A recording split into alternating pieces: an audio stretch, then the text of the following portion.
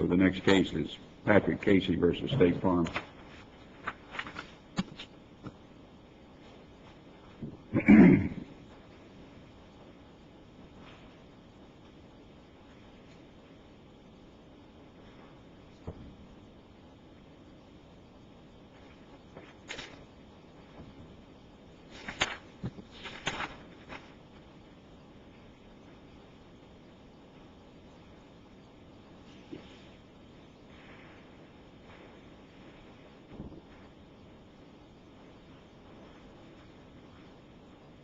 Take your time.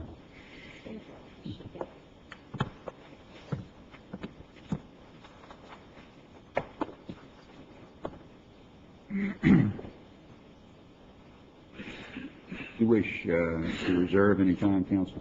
Yes, I would. 6 minutes. 6 minutes. May it please the Court, my name is Amy Shield, and I represent Patrick Casey and FAYCASEY in their appeal against State Farm Florida Insurance Company. The whole crux of this case is whether a lawyer was necessary, and did the lawyer obtain recovery for the client against the insurance company. The answer, counsel, would you agree that the test for this 627.4281 fees should be whether the insured was forced to hire counsel to defend its rights under the policy? Yes, I think that that's a necessary ingredient in whether fees should be awarded. And I believe that it was absolutely necessary in this particular instance. Tell us why. That's my next question. You tell us why, if you agree with that. A couple of reasons. In fact, there's 4 that I can think of. First of all, what did the lawyer do for the Caseys in this case? The lawyer... Useful or necessary? I guess that's where, obviously a lawyer is going to be useful in any event. I think it was necessary, absolutely necessary. Let's just talk first about the coverage side of it, as opposed to, because it's important for the Court to understand that this case is not just about a disagreement over the amount of loss. It also involves a coverage dispute over the scope of repairs to the interior and the exterior of the home. This is separate and distinct from the sinkhole problem. And in this case, there was a company, Insurance General Contractors, who gave estimates for the repairs to the interior and exterior of the home. The report was submitted by Casey's counsel along with their letter in June of 2004. And State Farm's position was, and I read on page 77 of the record, this is in their July 14th letter, concerning the estimate from Insurance General Contractors, we review the estimate and do not agree with the scope of repairs or the amount of the estimate. Is this after the sinkhole claim was made or before? This was all during part of the sinkhole claim. In other words, there was the sinkhole initially. Let me see if I can clear up some of the issues that are troubling me about this case. Okay. Yes, sir. Then I'll finish the answer. Okay. If you want to go ahead and finish. No. It has to do with the coverage issue as an aside matter, I guess. But my primary concern is the fact that the lawyer was retained, and they hired an engineering firm that essentially discovered what was the crux of the problem, which was the sinkhole. And it's always been my understanding, as a general proposition of insurance law, that it's the insured's requirement, it's the insured's responsibility to file a legitimate claim. And it's the insured's responsibility to file a claim based on a loss that's covered under the policy. And in order to do that, they hired an insurance company that discovered the sinkhole, which was the basis for the claim. And it seems to me it was the insured's responsibility to find out what the basis of the claim was and report it to the insurance company. Now, how is that a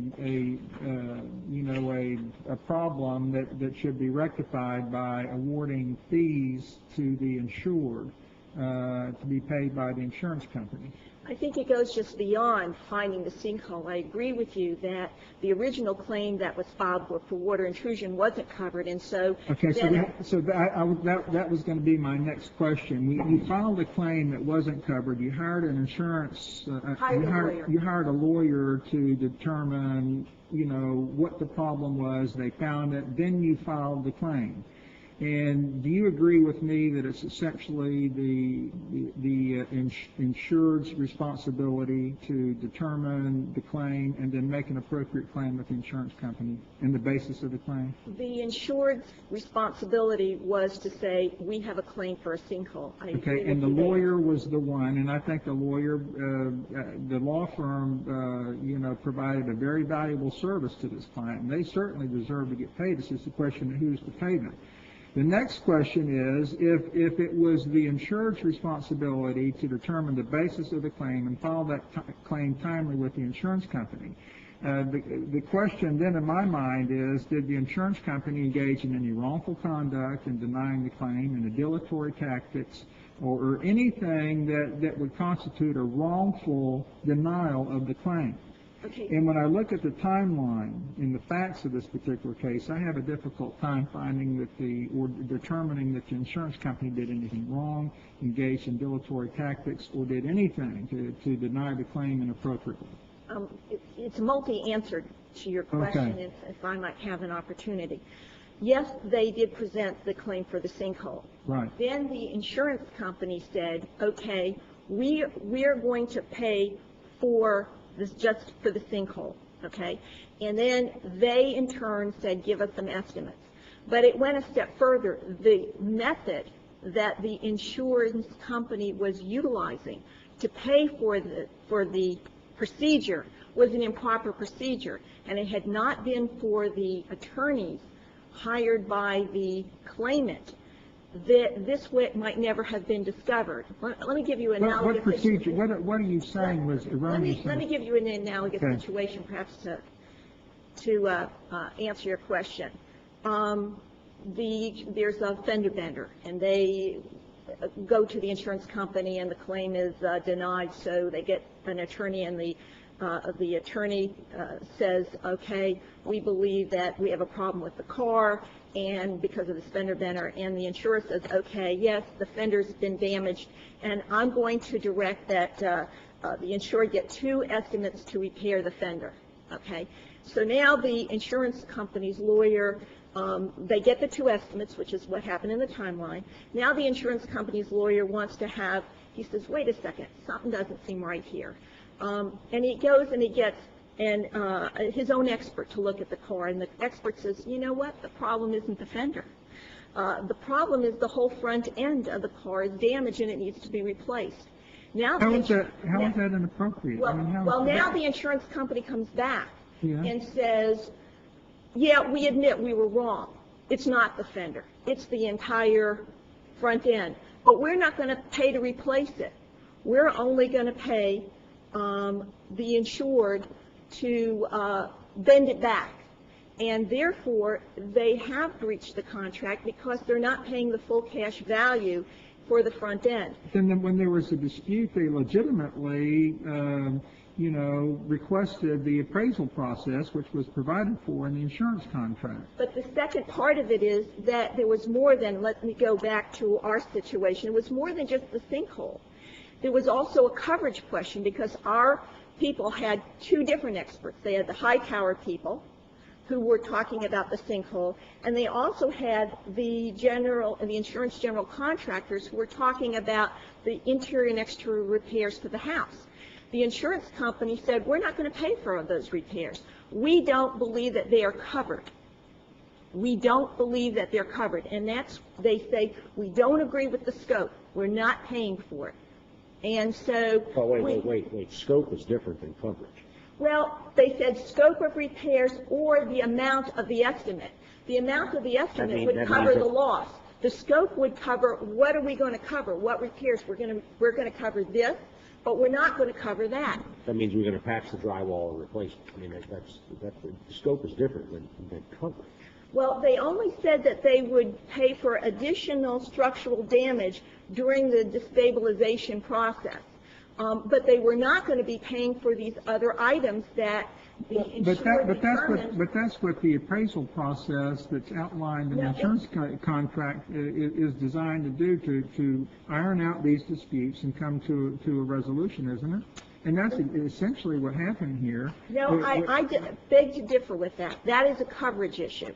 And where there's a coverage issue, then that's a legal situation. Wait a minute. Okay, maybe I missed something. I don't see anything in the record where the insurance carrier denied coverage for the sinkhole damages. It was only to determine how much they were going to have to pay and what the damages were.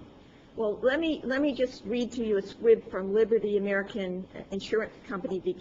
Kennedy, where it was a disputed coverage under the policy, and it says, and this is the insurance company, went along in this case with the appraisal, but they wanted the opportunity to go back into court on the coverage issue.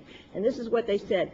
The home which is covered by a homeowner's insurance policy issued by Liberty American sustained sinkhole damage. The Kennedys and Liberty American could not agree on the remediation necessary and therefore the cost of remediation. The Kennedys filed a breach of contract complaint against Liberty American, alleging that Liberty American owed the Kennedys the amount needed to ensure the proper repair and or replacement of the dwelling. Liberty American filed a motion to delineate the scope of appraisal, contending that the Kennedys were seeking damages for repair expenses that had not yet been incurred by the Kennedys and were therefore not covered by the policy.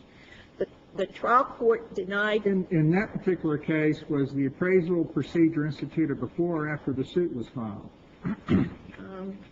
Give me 1 second, Your Honor. And in this particular case, was the appraisal procedure instituted before the cases went and filed the lawsuit? And is that make a difference? I don't believe it does, personally. I think what happened by saying the appraisal... Wait, before you answer that question, answer the other question. Okay, I'm just looking at the first paragraph of it. Seeking to reduce...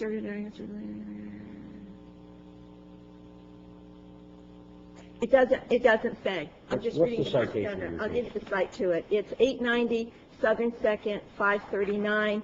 It's a 2005 case out of the 2nd District. For a second, I lost my train of thought. I recall now. Okay, so in that case... What you were asking me was about the appraisal. And that was one of the things that we felt that the court was in error as well, because what the court did by saying, okay, we're not going to look at the substance here, we're only going to look at the procedure. The court made the ruling and that said, basically what we believe was a new bright line test that encourages a race to the courthouse, because they say if you file the appraisal before you file suit, then you lose. It's not a question of who's first to the courthouse. It's a question of what was the result of the filing of the lawsuit. If the insurance company is denying coverage and they're saying that it's just not a covered item under the policy, and then the insured files a lawsuit, and then as a result of the lawsuit they engage in the appraisal process, well then I would say the lawsuit was the impetus for the appraisal process. But it looks to me like in this particular case the insurance company wanted the appraisal process. It was part of the procedure. It was done to me in a timely fashion. This whole process only took a few months. And then once the Caseys thought that they weren't getting what they thought they deserved out of the appraisal process, then they filed the lawsuit. Is that wrong? That's totally wrong. Okay. What happened, and I think it's on 149 of the record, where the attorney for State Farm admits that he was told by Casey that they were going to file. And then so what they did is it was like a rush to the courthouse.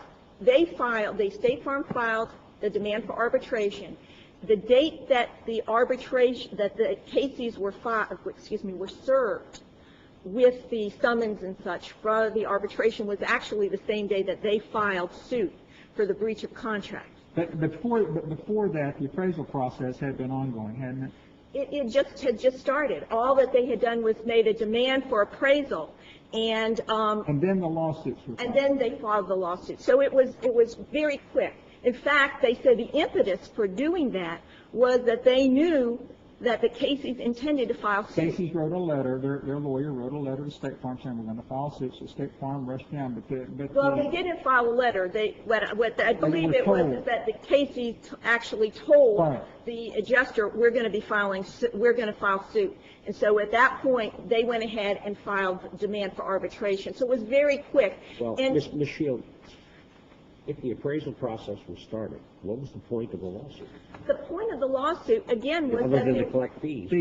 No, it was not to collect fees. They had intended to file this lawsuit because of the coverage issues. Once the whole purpose of the appraisal process was to iron out the coverage issues, wasn't it? Isn't that the idea of that? No, appraisal process is to iron out the loss, the amount of loss. The cases are very clear, and I don't disagree with that. The Lycia case says the challenge of coverage is exclusively of judicial review. Sure, but isn't what you're talking about here the amount of the loss? I mean, isn't that the whole point of this case? Overall, that's the ultimate in any of them is the amount of loss. But the bottom line is that loss covered or not? And so it was essential for them to file suit to determine if this loss was even covered. And that may have been an impetus for them throughout the arbitration process. And like, for example, in the Meadows case. Ms. Shield, you've got, I'm going to give you 5 more minutes if you want to save it for rebuttal. Okay, I will, Your Honor, and I just ask that the court look at the Meadows case. Travelers versus Meadows? Travelers versus Meadows? I've got it. May it please the Court, Elizabeth Russo on behalf of State Farm, Florida Insurance Company. We think that the trial court properly denied fees in this case. State Farm tried to get the case adjusted and paid originally with some delays because the insureds who we said, give us, you can go get estimates from 2 engineering firms just for us to repair this sinkhole damage. Counsel, the way I approach this case, and I want to ask you a question, I started by looking at this order denying the entitlement to attorney's fees, and it says it's based upon the undisputed facts that State Farm complied with all of its obligations and delivered and admitted coverage for loss and agreed to place all disputed issues concerning the loss with the appraisal process. What is our standard of review of that? Isn't that whether there's evidence in the file to support that? Yes. Yes, Your Honor. The standard of review, and I apologize to the Court, is misstated in our brief. It's de novo, because this is an entitlement issue, and everything was submitted to the trial court on papers other than the hearing. What do you say the purpose of the statute is of awarding fees? Why did the legislature enact that statute, 27-428-1? I think it's for when the insured is required to invoke the court process, the litigation process, in order to compel an insurer to comply with its obligations under the policy. Is there supposed to be... Are you saying that there has to be a lawsuit then in answer to Judge Swires' question? No, I say that they had a need to file a lawsuit in order to get the insured to comply with its obligations. Would there ever be a time when no lawsuit would be filed that they'd still be entitled to attorney's fees? Not that I've seen. Is the necessity of filing the lawsuit some sort of wrongful conduct on the part of the insurance carrier, dilatory tactic, or is it simply, the trial court determining that the attorney that was hired by the insurer rendered a valuable service to them in discovering the claim and going through the process to get the claim paid? What finding has to be made under the statute in order to trigger application of the statute and an award of attorney's fees? Is it wrongful conduct, some sort of dilatory tactic, or is it simply the fact that they hired a lawyer that provided valuable service to them in determining the claim and in getting the claim processed and paid? Well, the statute itself actually requires rendition of the judgment Well, we know. against the insurer, but we've gone beyond that with the you would Waller agree- case and so forth. But I think it's some wrongful conduct or dilatory conduct or in some way in which the insurer is not living up to its obligations under the policy, so that the insured, through an attorney, has to invoke the court process to say, make them do it, or make them comply. And it's that wrongful conduct or misconduct or failure to comply with contractual obligations where the insured has no choice but to go to the courts and say, here, make them. You would agree that the insurance, that the attorney or the law firm that was hired by the insurer did provide a very valuable service here. I mean, and they were the ones that found the claim, or found the basis for the claim and pursued the claim and ensured that they got proper payment. You would agree with that, wouldn't you? I would agree that the insurance company got them hooked up with an engineer. That the attorney got them hooked up with an engineer that found a sinkhole problem. I don't know that the attorney was a necessary interim step, but that there was one. But you're saying that in order for the attorney to be necessary, there must be some wrongful conduct on the part of the insurance carrier that necessitated hiring a lawyer and proceeding with legal proceedings against the carrier, rather than a lawyer just providing a valuable service. Yes, because we first have to be presented, as Your Honor was alluding to before, we first have to be presented with a claim that has a basis, and then we process it, which is exactly what was done here.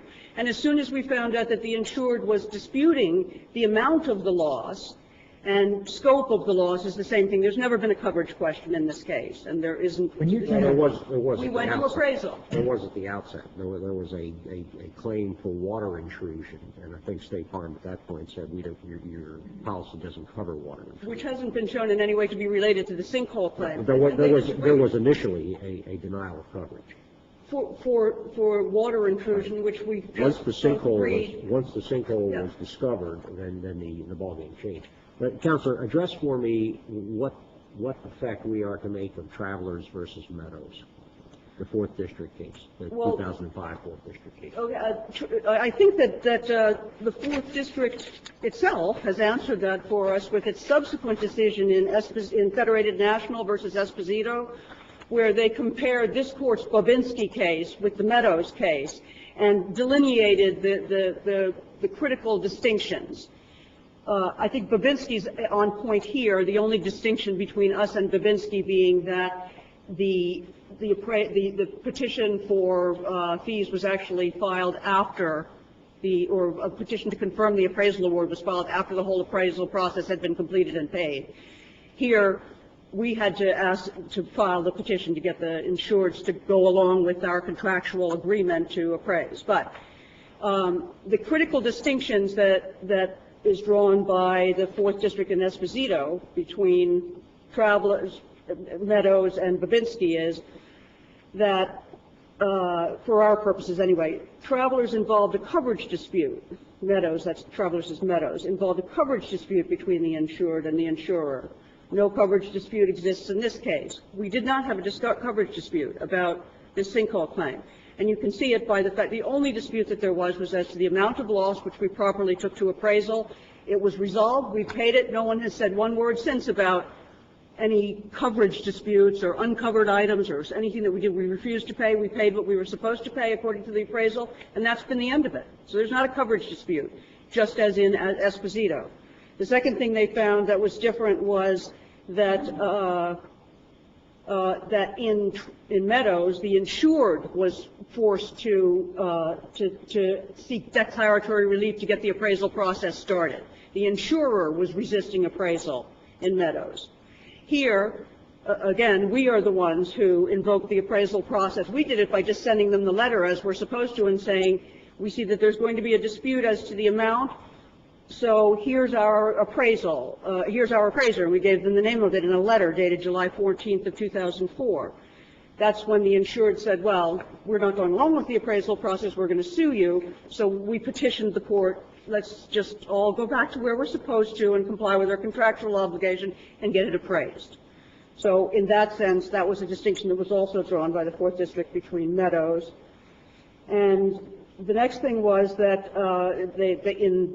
they're saying that in Esposito, the insurer met the insured's demand for appointment of appraiser, here we defended it, agreed to the neutral umpire, and paid the appraisal award in a timely manner. In other words, they just complied with their obligations under appraisal, which is what we did. In Meadows, did it start out with a denial of coverage by the insurance carrier as to the claim that was actually filed and that was pursued to the end? Yes. Right.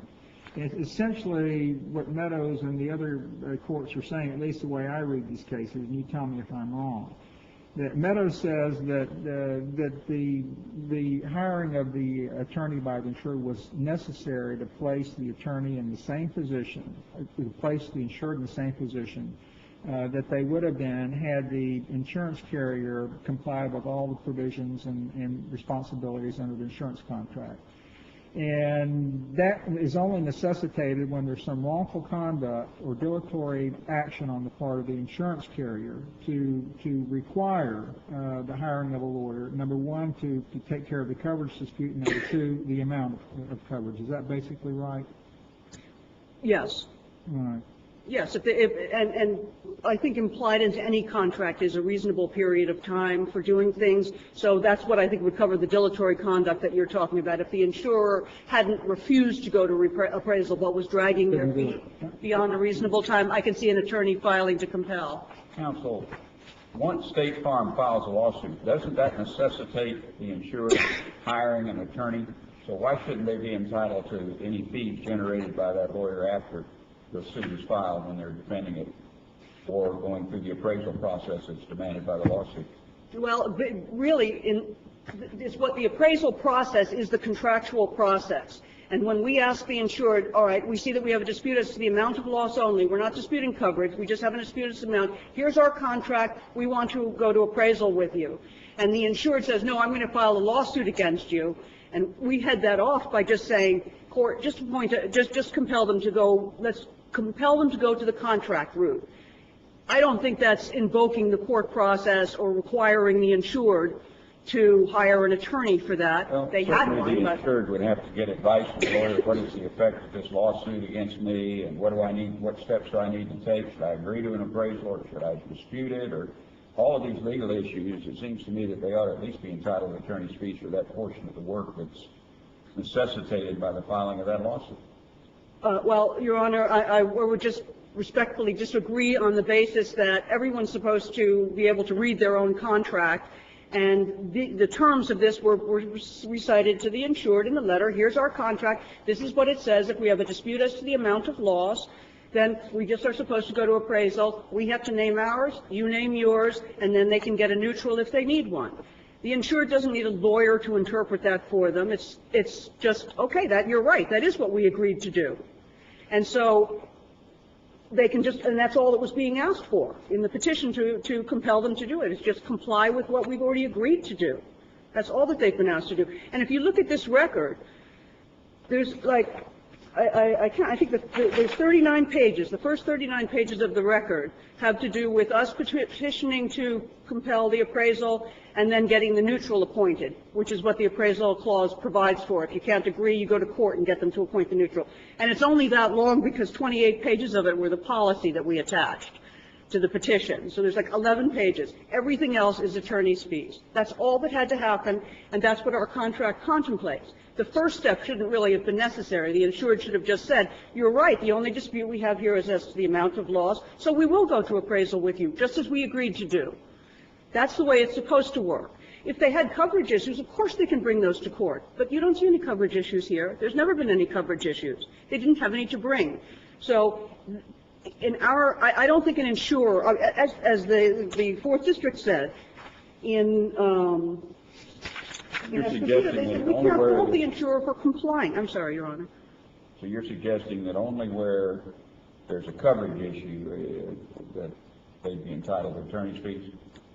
No, I'm suggesting either a coverage issue or something that the insurer is doing that is at odds with the policy or the contract, that they're doing wrong. They're not complying with the contract.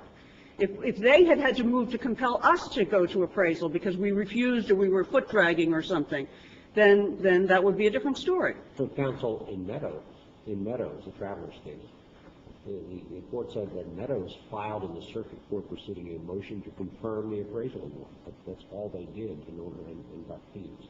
They just filed them. The appraisal had already taken place when the suit was brought, and it was only to confirm the award.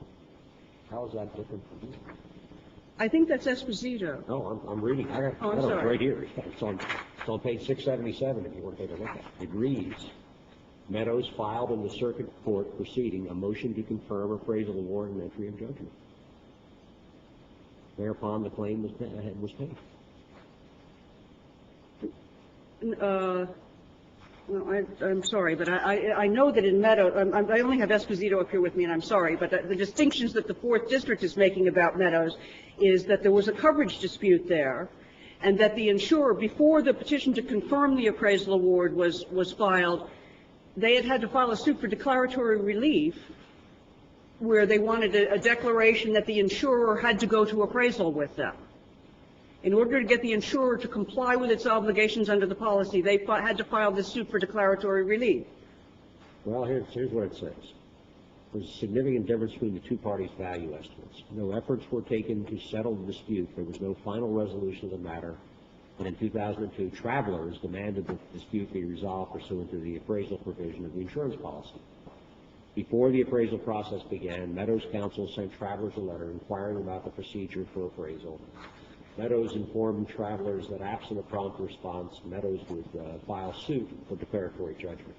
Travelers did not address the procedures of the appraisal nor respond to the question of entitlement. Both parties selected their appraisers and the appraisal process began. Meadows then filed a declaratory suit after the appraisal process began to assure that the appraisal was governed by the part arbitration code, and then later filed to confirm it. So it looks to me, by reading that part of Meadows, admittedly it's the first time I've reread it since I started preparing this case, it looks to me like the appraisal process started, then the suit was brought, and the suit was brought, it looks like, to assure that the fraud arbitration code was going to apply for it. That's all. After the appraisal process was finished, according to this, then Meadows filed a motion seeking to confirm the award. So, I'm not so sure your distinction on when the suit was brought makes a whole lot of sense here. Meadows actually looks a little closer to our situation as Esposito. Well, I think what they're concentrating on in both cases, or what the Fourth District is trying to refine about its prior Meadows decisions, you're looking to, they say we can't fault the insurer for complying with the terms of its insurance contract by participating in the appraisal process. If I can sum up your point, what you're basically saying is, just because counsel did a good job and probably ended up getting more money for the insured than the insured would have gotten for himself, that's not enough to trigger the attorney's fee provision. That's correct. That's correct, because it's the appraisal process that ultimately resulted in it, and who's to say whether the attorney did or didn't make a difference in that? Well, that's a really interesting question, and one that I don't think has been addressed by any of the cases that I've seen. Well, excuse me, according to my reading of Esposito, which is talking about the Meadows case and distinguishing it, I think you're absolutely right. It says, after efforts to settle the dispute failed, the insured invoked the appraisal process of the insurance contract and filed suit to do that. Is that a distinction? I mean, the insured didn't invoke the appraisal process. You did, didn't you? Yes, we did. All right. So apparently, I mean, if Esposito is interpreting Meadows a little bit differently, but that's what they say about Meadows as a distinguishing feature, and that the investigation lingered on for an inordinate amount of time, and it was in response to that the insured retained legal counsel, and after efforts to settle the dispute failed, the insured invoked the appraisal provisions of the insurance contract. And they're talking about what happened in Meadows. Correct. All right. Well, we'll read them and see. We'll read the cases and see. Thank you, Your Honor. Thank you all. And so, Ms. Shield, is it your position that by virtue of the fact that an attorney generated additional funds for his client against the insurance company enough in and of itself to warrant an attorney's fee? I don't believe that that is in and itself sufficient. What else needs to be done? But let me just say that in this case, even though the attorney generated $95,000 in fees, because and this contract is in the record, it was a 40%, the insured actually ended up with less. What I wanted to point out was why it was so essential, and the question was asked about the appraisal process. This was not your typical appraisal process, and that's why I said that we needed to look at Meadows, where Meadows says we see no rationale for not extending Section 627.428 to cover an award of fees associated with an expensive and drawn-out appraisal due to the insured's disputed value estimation. There was only dispute as to value. It wasn't even on coverage. But this is what happened in our case, unlike the typical case. As my opponent said, oh, you just need to read the contract. There's each side chooses an appraiser. If they can't, then an umpire comes in and they make a decision. That's not what happened here. But in Meadows, in Meadows, and I'm again reading from Esposito, and the court in Esposito clearly said that Meadows was distinguishable because in Meadows there was an inordinate amount of time to investigate the claim. After that after settlement negotiations failed, the insurer invoked the appraisal provisions of the insurance contract, and then the appraisal process lasted over a year. And during that time, the insured filed a DEC action to determine the procedure to be used. That case is clearly distinguishable from this case, isn't it? Because in this case, it was the insurance carrier that invoked the appraisal process and wanted it done. And it doesn't seem to me like there was an inordinate delay in carrying out the process. So my question to you is, isn't this case distinguishable from Meadows based on those facts?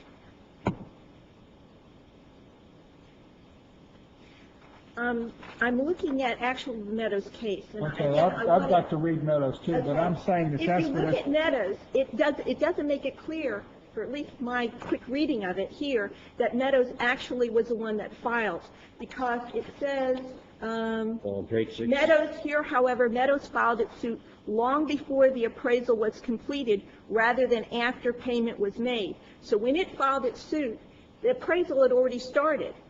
It seems like the court would have written it quite a little bit differently had Meadows filed the appraisal. It would have said something like, in addition to filing the appraisal, it filed suit. But it says Meadows filed its suit long before the appraisal, and the suit that it filed was for breach of contract. Meadows' suit included breach of contract. Wait, Counselor. Meadows, the footnote says, Meadows' suit also included a count for breach of contract, which was abated pending the conclusion of the appraisal. You know what? You're correct. I stand corrected. Well, let me ask you something. Are we really talking about whether or not State Farm breached its contract?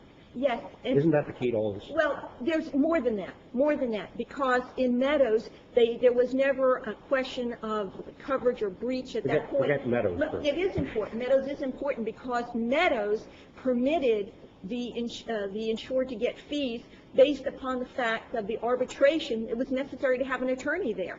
In our case, it was also necessary. The arbitrators, rather than just make a decision themselves, they required a full-blown, basically a trial. There was evidence presented, and both were Meadows a little different. counsel. It seems to me that in Meadows, the Travelers was dragging its feet. That's what the problem was. They couldn't get the darn thing to come to a conclusion, so they ended up bringing suit. In our case, though, Travelers, kind of like the opposite to this thing, Travelers was pushing for the insured to give them the estimates, and they can pay the claim on a method that they later agreed was an improper method. And then when they were shown the proper method, only because the insured where's the breach of contract? It seems to me that's the key to this. What did State Farm do to breach its contract? Breach when it was a couple things. It breached when it was unwilling to pay for the current repairs to the house. They said they were unwilling to pay. That's a breach of your contract when you're not willing to pay. It also breached in failing to fully compensate. You're entitled to get the cash value. And they refused to do it. They were told that their method was incorrect. But they invoked the appraisal process, which was certainly within the contract. But the appraisal would still not have gone to a breach. You're asking me, was there a breach? I can invoke appraisal contract while I'm in breach. One is not dependent upon the other. They're separate and distinct. They were in breach. They said, we're not paying for these repairs, period. And our people said, yes, we're going to file suit. They were preparing to file suit when they asked for an appraisal. Two different things. They were in breach. Moreover, had our clients not had attorneys representing them, they would have most likely, if I might just finish the sentence, they most likely would have settled it for an improper method that the insurance company was pushing on them because it was the cheap method, and then would not have been able to have brought an action later when they all realized this was the wrong method. By having an attorney present and protecting their rights throughout the extended process, this was a 2-year process. Fees were necessary. Very well argued. Thank you on both sides. Enjoyed that.